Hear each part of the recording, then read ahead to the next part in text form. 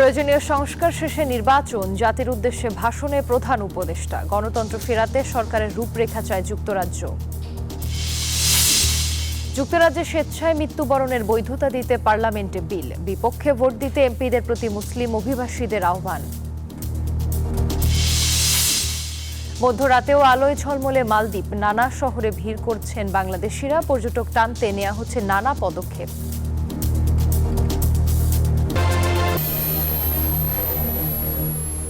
স্বাগত জানাচ্ছি প্রবাসী নিউজ 24 সংবাদে। আপনাদের সাথে আছি আমি জান্নাতুল ফিরদৌস রুবা। দেখছিলেন সংবাদ শিরোনাম, এবারে বিস্তারিত। সুষ্ঠু ভোটের মাধ্যমে নির্বাচিত সরকারের কাছে ক্ষমতা হস্তান্তরই অন্তর্বর্তী সরকারের সবচেয়ে গুরুত্বপূর্ণ কাজ। তাই জরুরি সংস্কার শেষেই আসবে রোড ম্যাপের ঘোষণা।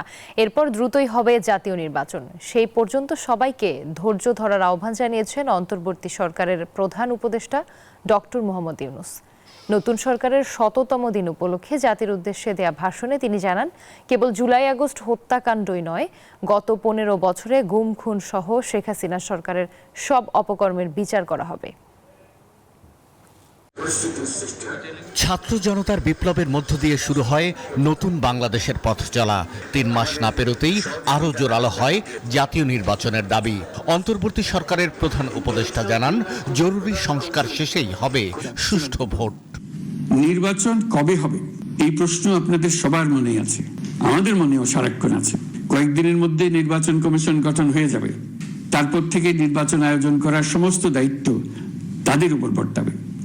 নির্বাচন কমিশন ভোটার তালিকা হালনাগাদ সহ আরো কিছু কাজ শুরু করে দিতে পারবে, যা একটা অবাধ নির্বাচনের সাথে সরাসরি সম্পৃক্ত। আমি নিশ্চিত নই সংস্কার প্রস্তাব সমূহ বাস্তবায়নের সুযোগ আমরা কতটুকু পাবো, তবে আমি আপনাদের কথা দিচ্ছি, আপনারা সুযোগ দিলে প্রয়োজনীয় কিছু অত্যাবশ্যকীয় সংস্কার কাজ শেষ করেই আমরা আপনাদের কাঙ্ক্ষিত নির্বাচন আয়োজন করব। জাতির উদ্দেশ্যে দেয়া ভাষণে ক্ষমতা গ্রহণের পর থেকে সরকারের নেয়া বিভিন্ন কর্ম পরিকল্পনা তুলে ধরেন প্রধান উপদেষ্টা। আমরা যখন কাজ শুরু করেছি, দেশের অর্থনীতি ছিল বিপর্যস্ত, বৈদেশিক মুদ্রার রিজার্ভ ছিল তলানিতে। আসার কথা, এই রিজার্ভ পরিস্থিতি এখন উন্নতির পথে। গত ৩ মাসে রিজার্ভে কোনো রকম হাত না দিয়েই আমরা প্রায় $2 বিলিয়ন বৈদেশিক ঋণ শোধ করতে পেরেছি। জ্বালানি তেল আমদানিতে পুঞ্জীভূত বকেয়ার পরিমাণ $478 মিলিয়ন হতে কমিয়ে $160 মিলিয়ন আনতে পেরেছি। ডক্টর মোহাম্মদ ইউনূস বলেন, পুলিশের গুলির বিপরীতে যারা বুক চিতিয়ে দাঁড়িয়েছিল, সব সময় তাদের পাশে থাকবে সরকার। প্রায় ৩৫ মিনিটের বক্তব্যে রাজনীতি, অর্থনীতি, শিক্ষা ও স্বাস্থ্য ব্যবস্থা সংস্কার সহ নানা ইস্যু প্রাধান্য পেলেও অধিক গুরুত্বপূর্ণ হয়ে আসে সাম্প্রতিক গণহত্যার বিচার প্রসঙ্গ। কেবল জুলাই আগস্ট হত্যাকাণ্ডই নয়, আমরা গত 15 বছরে সব অপকর্মের বিচার করব। অসংখ্য মানুষ গুম হয়েছে, খুন হয়েছে। এই সময় অনেকেই কমিশনের কাছে গুমের অভিযোগ করতে ভয় পাচ্ছেন। আপনারা দ্বিধাহীন চিত্তে কমিশনকে আপনাদের অভিযোগ জানান। কারো সাধ্য নাই আপনাদের গায়ে আবার হাত দেয়। গণ অভ্যুত্থানে সকল শহীদদের পরিবারকে পুনর্বাসন করা হবে, একজনও বাদ যাবে না। সকল আহত শিক্ষার্থী, শ্রমিক, জনতার চিকিৎসার সম্পূর্ণ ব্যয় সরকার বহন করবে। বলেন, ছাত্র জনতার আন্দোলন দমাতে সব চেষ্টাই করেছিল পতিত সরকার, পুলিশকে লেলিয়ে দিয়েছিল নিরস্ত্র মানুষের ওপর। পতিত স্বৈরাচার পুলিশকে দলীয় কর্মীর মতো ব্যবহার করেছে। বাধ্য হয়ে তাদের অনেকেই গণহত্যায় অংশ নিয়েছেন। খুবই স্বাভাবিক প্রতিক্রিয়া হিসেবে তারা জনরোষের শিকার হয়েছেন। এতে তাদের মনোবল অনেক কমে যায়। আমরা পুলিশের মনোবল ফিরিয়ে এনে তাদের আবার আইন শৃঙ্খলা রক্ষার কাজে লাগানোর চেষ্টা করছি। দেশে বিদেশে বিপুল অর্থ ব্যয় করে অন্তর্বর্তী সরকারকে ব্যর্থ করার অপচেষ্টা করছে পতিত সরকার, এমন দাবিও করেন অন্তর্বর্তী সরকারের প্রধান উপদেষ্টা। এই সরকারকে ব্যর্থ করার জন্য বিশ্বব্যাপী এবং দেশের প্রতিটি স্থানে এক মহাপরিকল্পনা প্রতি মুহূর্তে কার্যকর রয়েছে। তাদের একটি বড় প্রচেষ্টা হচ্ছে আমাদের মধ্যে বিভেদ সৃষ্টি করা। পতিত সরকারের নেতৃবৃন্দ তারা দেশে ফিরে আসার জন্য চেষ্টা করে যাচ্ছে। তাদেরকে কিছুতেই সফল হতে দেবেন না। তারা সফল হওয়া মানে জাতির মৃত্যু। বহু বছর পর আসা ঐতিহাসিক সুযোগ যেন কোনোভাবেই নষ্ট না হয়, সেজন্য দলমত নির্বিশেষে সবাইকে ঐক্যবদ্ধ থাকার আহ্বান জানান প্রধান উপদেষ্টা ডক্টর মোহাম্মদ ইউনূস। জাতি হিসেবে আমাদের। শাহ আলী জয়, নিউজ 24, ঢাকা। বাংলাদেশ থেকে পাচার হওয়া টাকা ফিরিয়ে আনতে সহযোগিতা করবে যুক্তরাজ্য। প্রধান উপদেষ্টার সঙ্গে সাক্ষাৎ করে কথা জানিয়েছেন যুক্তরাজ্যের ইন্দো প্যাসিফিক বিষয়ক আন্ডার সেক্রেটারি ক্যাথরিন ওয়েস্ট। অন্তর্বর্তী সরকারকে পূর্ণ সহযোগিতার কথাও বলেছেন তিনি। প্রধান উপদেষ্টা বলেন, দুর্নীতিগ্রস্ত রাজনীতিবিদ, ব্যবসায়ী ও সরকারি কর্মকর্তাদের পাচার করা টাকা ফিরিয়ে আনা সরকারের অগ্রাধিকার। ডক্টর ইউনূস বলেন, বছরে $12 বিলিয়ন বেশি অর্থ বিদেশে পাচার হতো। বাংলাদেশে অবাধ ও সুষ্ঠু নির্বাচন করতে চায় সরকার, বলেন প্রধান উপদেষ্টা।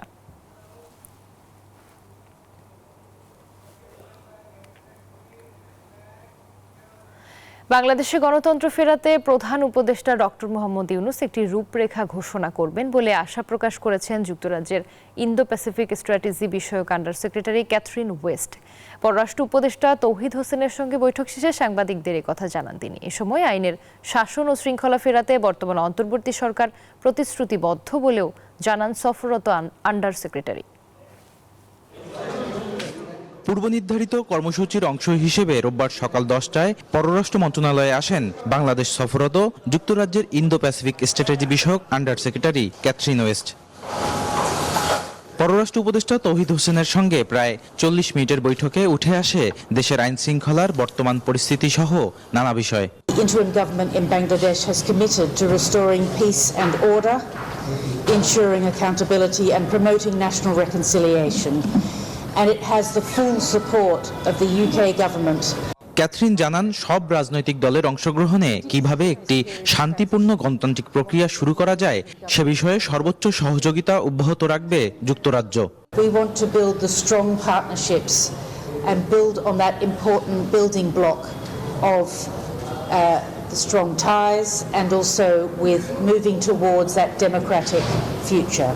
এ সময় সাংবাদিকদের প্রশ্নের জবাবে ক্যাথরিন জানান, তারেক রহমানের যুক্তরাজ্যে অবস্থান ও দেশে ফেরা নিয়ে আলাদাভাবে আলোচনা হয়নি। We want to support the interim government in all the work that it's doing. Badrul Alam Shaon, news 24, Dhaka. যুক্তরাজ্যে দীর্ঘমেয়াদী অসুস্থতায় ভুগছেন এমন কোনো মানুষ যদি ইচ্ছা করেন তাহলে চিকিৎসকের পরামর্শে ওষুধ সেবনের মাধ্যমে নিজের মৃত্যু নিশ্চিত করতে পারবেন। স্বেচ্ছায় মৃত্যু নিশ্চিত করাকে আইনগত বৈধতা দিতে অ্যাসিস্টেড ডাইং নামক একটি বিল ব্রিটিশ পার্লামেন্টে উত্থাপন করেছে সরকার। ইসলাম সহ বিভিন্ন ধর্মে যা আত্মহত্যার শামিল, তাই দেশটির মুসলিম এবং নন মুসলিম বিভিন্ন ধর্মাবলম্বী মানুষ এই বিলটির বিরুদ্ধে অবস্থান নিয়েছে। পাশাপাশি ব্রিটিশ বাংলাদেশিদের নিজ এলাকার এমপির কাছে চিঠি লিখে বিলের বিপক্ষে ভোট দিতে আহ্বান জানাচ্ছেন অনেক মুসলিম কমিউনিটির নেতারা। আমরা সবরে হইরাম, এটা খালি আমরা ইস্যু নাই, আমরা হইমু সবরে আপনারা আগুয়া ক্যাম্পেইন করমু কালেক্টিভলি ইনশাআল্লাহ। মধ্যরাতেও আলোয় ঝলমলে শহর মালদ্বীপের রাজধানী মালে। রাতের আধারের মাঝে ফুড কোর্টের আলোতে মুগ্ধতায় হারিয়ে যায় পর্যটকেরা। ভিড় জমান বাংলাদেশিরাও, এমনকি নিরাপত্তা নিয়েও সন্তুষ্ট তারা। মালদ্বীপ থেকে ইমরান তালুকদারের তথ্য ছবিতে বিস্তারিত। অসাধারণ প্রাকৃতিক সৌন্দর্য মণ্ডিত দেশ মালদ্বীপ। পর্যটনের জন্য সারা বিশ্বে যার খ্যাতি রয়েছে।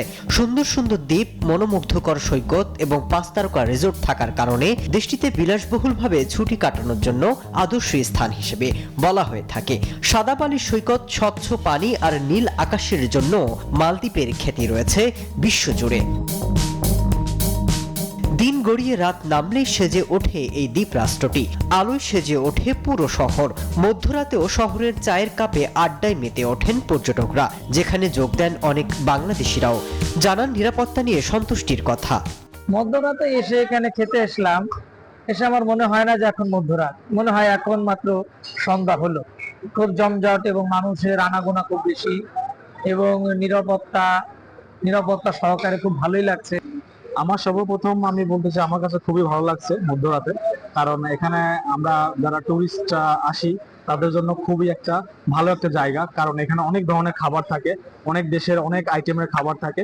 সেই ক্ষেত্রে দেখা যাচ্ছে এই যে মধ্যরাত, আশেপাশে দেখেন অনেক জায়গায় এখন বন্ধ পাবেন, কিন্তু মধ্যরাতে এখানে কিন্তু এখনো ওপেন আছে।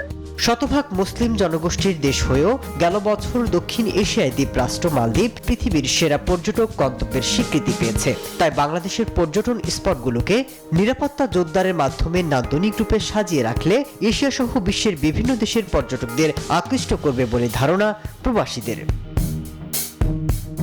Desk report, news 24।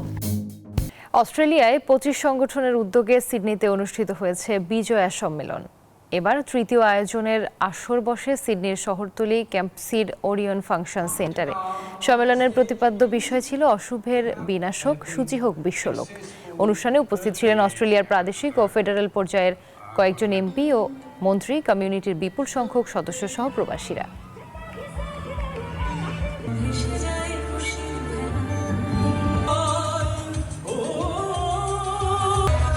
প্রবাসী নিউজ 24 নিচ্ছে একটি বিরতির সাথেই থাকুন।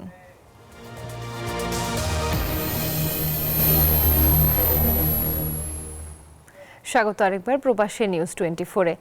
অন্যান্য বছরের তুলনায় চলতি বছর বিশ্ব পরিস্থিতি নাজুক অবস্থায় রয়েছে, যার প্রভাব দৃশ্যমান হচ্ছে বঙ্গোপসাগরের দেশগুলোর উপর।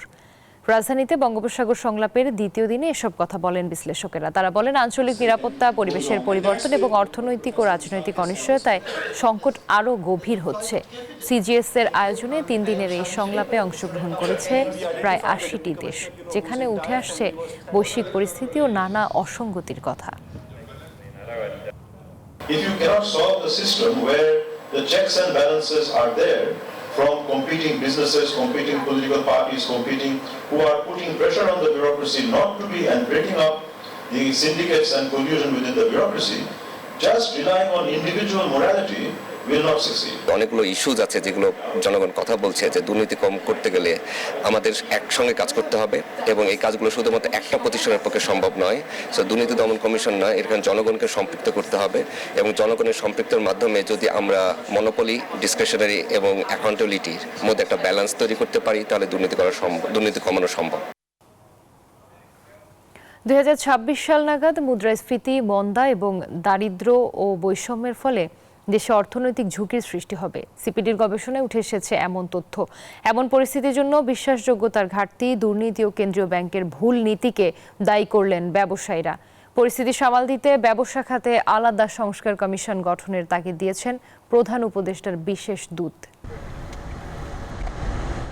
1.5 দশকের ফ্যাসিস্ট শাসনে অবকাঠামো উন্নয়ন ছিল এক ধরনের মরীচিকা। কেননা গবেষণা সংস্থা সিপিডি বলছে, উন্নয়নশীল রাষ্ট্রে উত্তরণের বছরেই দেশে ব্যাপক মাত্রায় অর্থনৈতিক ও সামাজিক ঝুঁকি সৃষ্টির আশঙ্কা রয়েছে।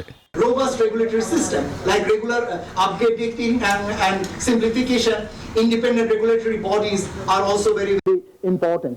সিপিডি আয়োজিত দেশের ব্যবসায়িক পরিবেশ সংস্কার অন্তর্বর্তীকালীন সরকারের জন্য এজেন্ডা শীর্ষক এই সংলাপে আর্থিক খাতের রুগ্ন দশার জন্য চরম মাত্রায় দুর্নীতি ও রাজনৈতিক দুর্বৃত্তায়নকে দুষলেন ব্যবসায়ীরা। Our major problem is actually corruption. This criminalized politics has created their own self-interested group in every sector. ব্যবসায়িক সংস্কার কমিশনের জন্য খাত সংশ্লিষ্টদেরই এগিয়ে আসার আহ্বান সরকারের। We are cutting it down to a handful of economic zones, so we will officially announce how many the number is, but it's definitely going to be less than 10, probably in the region of 5. Do we need a reform commission for business conduct, business regulations? Or should we engage with the commissions that already exist? How many of you have actually engaged with the Public Administration Reform Commission that's there in place? বিদেশি বিনিয়োগ স্থিতিশীল করতে দেশের ব্যবসায়িক খাতে বিশ্বাসযোগ্য পরিবেশ সৃষ্টির তাগিদ দেওয়া হয়। একটা হচ্ছে গভর্নমেন্ট এফিসিয়েন্সি এবং আরেকটা হচ্ছে ইনফ্রাস্ট্রাকচার। মুরসালিন হক জুনায়েদ, নিউজ 24, ঢাকা। প্রবাসী নিউজ 24-এ নিচ্ছে একটি বিরতির সাথেই থাকুন।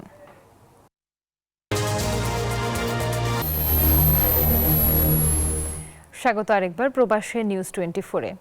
বেসরকারি টেলিভিশন দেশ টিভির ব্যবস্থাপনা পরিচালক আরিফ হাসানকে 2 দিনের রিমান্ডে দিয়েছেন আদালত। রবিবার বিকালে ঢাকা মেট্রোপলিটন ম্যাজিস্ট্রেট শাহিন রেজা রিমান্ডের আদেশ দেন। এর আগে মামলার তদন্ত কর্মকর্তা সাব ইন্সপেক্টর আবু সাইদ 3 দিনের রিমান্ড আবেদন করেন। আসামি পক্ষের আইনজীবী রিমান্ড বাতিল চেয়ে জামিন আবেদন করেন। রাষ্ট্রপক্ষ রিমান্ডের পক্ষে শুনানি করেন। শুনানি শেষে আদালত 2 দিনের রিমান্ড মঞ্জুর করেন। এর আগে শনিবার রাতে বিদেশ যাওয়ার সময় সন্দেহ হওয়ায় ইমিগ্রেশন পুলিশ তাকে আটকে দেয়। পরে বিমানবন্দর থানায় সজীব নামে এক ব্যক্তিকে হত্যা চেষ্টার মামলায় গ্রেফতার করা হয় তাকে।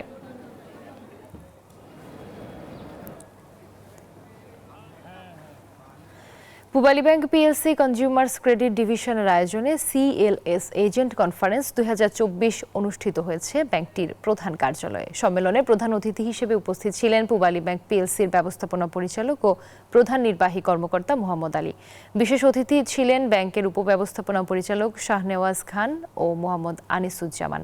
সভাপতিত্ব করেন কনজিউমার্স ক্রেডিট ডিভিশন বিভাগ প্রধান ও উপমহাব্যবস্থাপক মোহাম্মদ মালিকুল ইসলাম। এ সময় প্রধান কার্যালয়ের ব্যবস্থাপনা সহ ঊর্ধ্বতন কর্মকর্তারা উপস্থিত ছিলেন। অনুষ্ঠানে বিজয়ী এজেন্টদের মাঝে পুরস্কার বিতরণ করা হয়। সারা দেশে ব্যাপক প্রচার ও উৎসাহ উদ্দীপনায় চলছে গ্লোবাল ইলেকট্রনিক্স ব্র্যান্ড ওয়ালটনের ডিজিটাল ক্যাম্পেইন সিজন 21।